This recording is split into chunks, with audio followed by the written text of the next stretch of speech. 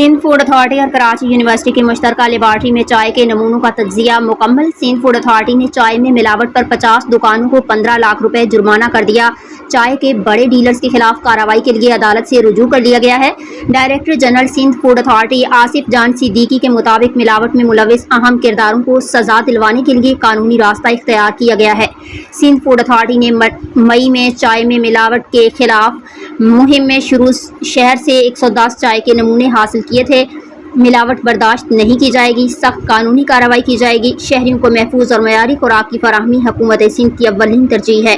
Food authority की निशानदेही पर मसनूई रंग और पॉलीफ्यूनल्स जैसे मुज़रे सेहत केमिकल्स का इंकशाफ चाय और दूध में मिलावट करने वाले अनासिर कानून की गिरफ्त में आएंगे।